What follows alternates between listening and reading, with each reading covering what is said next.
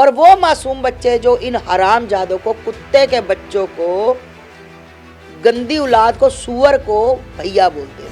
इनको कोई कुत्ता नहीं पूछेगा, ना सऊदी में ना पाकिस्तान में।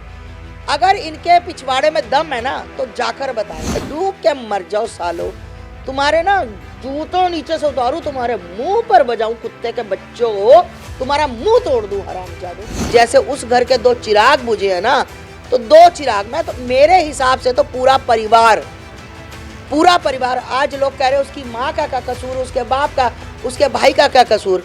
नमस्कार, आप देख रहे हैं लीडिंग भारत और मैं हूं आपके साथ आस्था तिवारी। बदायूं की घटना जो साफ तौर पर शर्मसार करने वाली भी है और यकीनन सवाल खड़े करने वाली भी है कि लगातार आखिर कब तक इस तरह की घटनाएं हमारे सामने आती रहेंगी। कोई भी अगर बात की जाए तो हर बार लगातार इस तरीके की चीज़ें आती हैं। अगर बात की जाए तो बीते साल भी राजस्थान से इस तरह की खबर सामने आई थी, जहां पर एक मुस्लिम युवक ने एक दर्जी का सर काट दिया था और सर तन से जुदा के नारे लगाए थे। लेकिन जब बात बदायूं की करते हैं तो घर में घुस करके छत पर जा करके 2 मासूमों का गला काट देता है एक युवक जो घर के सामने नाई का काम करता है। आखिर वो किस तरीके से 2 बच्चों के लिए कसाई बन गया, इन तमाम मुद्दों पर चर्चा करने के लिए आज मेरे साथ आस्थामा जुड़ी हुई हैं। आस्थामा से बात करेंगे और जानेंगे कि आखिर ऐसे लोगों के लिए कौन सी सजा जायज है। क्या लगता है आस्थामा? पहले तो सभी दर्शकों को मेरा हर हर महादेव, जय जय श्री राम। देखिए, मेरे पास कोई शब्द नहीं है उन बच्चों के लिए। मतलब बहुत ज़्यादा मन पीड़ित है, बहुत ज़्यादा ही मन पीड़ित है। और क्या बोलूँ इनकी मानसिकता को। मैं चाहती थी कि मैं कुछ ना बोलूँ, क्योंकि मैं बोलूँगी तो फिर मतलब तुम्हें पता है कि मैं गंदे वाला बोलती हूँ, क्योंकि मेरा मन अंदर से एक मासूम बच्चे जिनको हिंदू मुस्लिम के बारे में नहीं पता, जिनको पता ही नहीं कि खुदा क्या होता है और राम क्या होता है, जिनको कुछ नहीं पता, जो अभी एक मासूम कली है ना, अभी तो वो फूल भी नहीं बने थे। ये तो कहते हैं ना कि हमारे मतलब खुदा को गाली दे दी, हमारे अल्लाह को गाली दे दी, हमारे मोहम्मद को गाली दे दी, हमारे कुरान शरीफ को गाली दे दी। अरे उन बच्चों ने किसको गाली दी थी? उन बच्चों ने किसको बुरा बोला था? उन्होंने तो किसी, वो जानते ही नहीं थे। और वो मासूम बच्चे जो इन हरामजादों को, कुत्ते के बच्चों को, गंदी औलाद को, सुअर को भैया बोलते थे, भैया, है ना। हाँ। और वो ऐसा भैया, वो भैया गलती से बोलते थे, उनको बोलना चाहिए था जल्लाद भैया। जल्लाद का काम किया उसने, है ना। तो उन बच्चों को, मासूम को मैं पूछना चाहती हूँ, आखिर ऐसी कौन सी दुश्मनी थी उन बच्चों के साथ, है, जो उसने जाकर उनका खून, मतलब गला काटा। फिर सुनने में आया जब उसको पकड़ा तो उसके मुंह पे खून लगा था। क्या वो बच्चों का खून काटने के बाद पी रहा था? जहां तक पता लगा कि उसके घर में औलाद नहीं थी, 2 बच्चे होकर मर गए थे। क्या किसी तांत्रिक ने कहा था कि किसी बच्चे का तू सिर कलम करेगा तो तेरे घर में औलाद होगी? या किसी तांत्रिक ने कहा था तू किसी बच्चे का खून पिएगा और मतलब कहीं डब्बे में, कोई, जैसे सुनने में आ रहा है, मुझे नहीं पता, मैं नहीं थी वहां पर, कि डिब्बे में डाल रहा था कुछ भी? ऐसा क्या हुआ था? तू बच्चों की हत्या कर कर फिर तेरा तांत्रिक महान हो गया, तेरे घर में 10 बच्चे पैदा हो गए। साले कुत्ते की मौत, क्या कुत्ते की मौत मारा गया। और मैं चाहती हूं कि दूसरा भी कुत्ते की मौत मारा जाए, उसका भाई। जैसे उस घर के 2 चिराग बुझे है ना, तो 2 चिराग में तो मेरे हिसाब से तो पूरा परिवार आज लोग कह रहे हैं उसकी माँ का क्या कसूर, उसके बाप का, उसके भाई का क्या कसूर। ये सवाल खड़े हो रहे हैं। तो मैं उन जयचंदों से, हरामजादों से पूछना चाहती हूँ, गंदी नाली के कीड़ों से, जयचंदों, ये भाईचारे वालों, कि जब आप लोग कह रहे हो कि उसकी माँ का क्या कसूर, जब एक बच्चे के 5 साल बच्चा, 10 साल बच्चा, तुम बकरीद में उससे गले कटवाते हो बकरों के, तब तुम्हें नहीं पता होता कि आज ये बकरे का गला काट रहा, कल किसी हिंदू का गला काटेगा, जिसको ये बोलते हैं काफिर, है ना। तो उन्होंने वही कहा, जब आप 24 घंटे, अब हमारे घरों में क्या चलता है, हमारे गुरुकुल में क्या चलता है, मंत्र उच्चारण चलते हैं, पाठ चलते हैं, हनुमान चालीसा चलता है ना। हमारे घर में रामायण पढ़ी जाती, भागवत पढ़ी जाती, शिव पुराण पढ़ा जाता है, वेद पढ़े जाते हैं। इनके घर में क्या पढ़ा जाता है? वो वाली कुरान, वो वाली हदीस जिसमें लिखता है ये काफिर हैं, इनको मार दो। रमजान चल रहे हैं, रमजान तो इनके बहुत पाक पवित्र, ये कहा जाता है कि बहुत ही पाक महीना होता है ये। हाँ, तो देख लिया जयचंदो, काफिरो, तुमने देख लिया, जिनको काफिर कहते, देख लिया कि कितना पाक महीना था।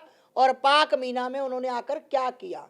और ये जो कहते थे ना कि इनके बोला जाता था, इनके एक डॉक्टर साहब हैं, मैं उनका नाम भूल गई, पतले से हैं, टोपी लगाकर आते हैं, क्या नाम है उनका, वो बोलते थे कि अगर रमज़ान के बाद कोई काफिर मिलता है, हिंदू मतलब हिंदू को बोलते काफिर मिलता है, तो उसको पकड़ो, उसको मारो, अगर तो वो इस्लाम कबूल कर ले, अगर वो तुमसे तौबा कर जाए तो अल्लाह इतना दयालु है, माफ कर देगा, नहीं तो उसका सर कलम कर दो। जब ऐसी शिक्षाएं दी जाएंगी तो हम उनसे क्या उम्मीद करेंगे। मैं तो कहती हूँ ऐसी शिक्षा देने वाले जितने मौलाना, जितने ये बदतमीज लोग हैं, सुअर लोग हैं, सबसे पहले इनकी धुनाई होनी चाहिए, इनको देश निकाला देना चाहिए, इनको काला पानी भेजना निकाल देना चाहिए। इनको मैं कहती हूँ मार मार के इनको सालों को पाकिस्तान की ओर या सऊदी का, ये कहाँ जाएंगे, इनको कोई कुत्ता नहीं पूछेगा, ना सऊदी में ना पाकिस्तान में। अगर इनके पिछवाड़े में दम है ना तो जाकर बताएं इनको, अगर पानी धोने के लिए, मुंह धोने के लिए तो छोड़ो, अगर इनको पिछवाड़ा धोने के लिए भी वो पानी दे देना तो मेरा नाम बदल देना, जूते मार के इनको भगाएंगे। आप इस सारी चीजों को कौन सी कट्टरपंथी सोच में देख रहे हैं कि किस तरीके से एक मुस्लिम युवक जाता है और 2 हिंदुओं का गला, बच्चों का गला काट देता है। इस्लाम में सिखाया जाता है ये बहुत। अब वो कहाँ गए जो कहते थे अरे माता जी ऐसे मत बोला करो, माता जी भाईचारा, ऐसे मत बोलो माता जी, हिंदू मुस्लिम मत किया करो। कहाँ गए वो लोग, मर गए हो, मौत हो गई तुम्हारी, यमराज ले गया या अल्लाह ले गया, कहाँ मर गए। अभी मैं आपको बताती हूँ, यूट्यूब पर एक बहन है मेरी, उसने मुझे कहा कि माता जी मेरे साथ एक दिन लाइव जुड़िएगा, तो मैंने उससे पूछा हाँ हाँ अपना शेयर करो, मुझे लिंक शेयर करो, मैं देखती हूँ। हिंदू महिला का मैंने लिंक शेयर किया और वो क्या बोल रही है लोगों को कि ऐसा है, देखिए कि ये पाक महीना चल रहा है, रमज़ान का पाक महीना, मेरी हिंदू बहन बोल रही है कि पाक महीना रमज़ान का चल रहा है, आप साथ दीजिए, अल्लाह आप पर रहम करेगा, अल्लाह आपको ये।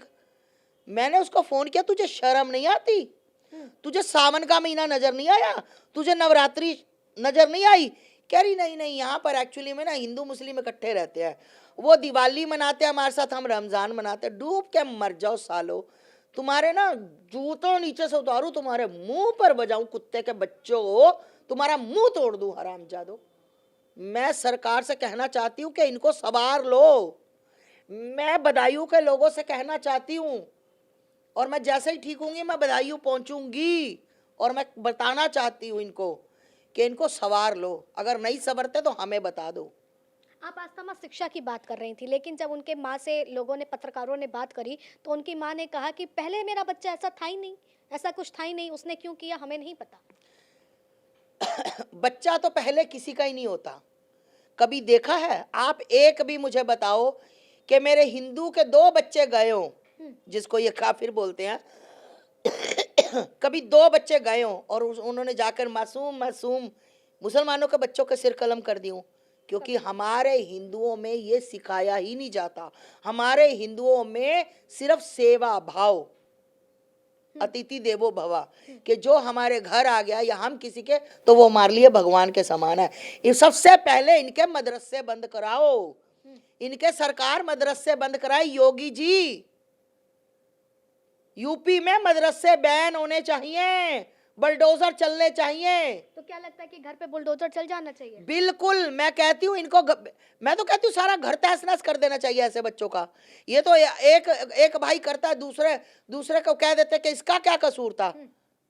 अरे खानदान तो वही है, खानदान तो इस्लामी है इनका, है तो ये सारे एक ही तरह के मुल्ले। फिर कह देते कि हमें लोग, हम भारत, ये कहते थे कि हम भारत में सुरक्षित नहीं है।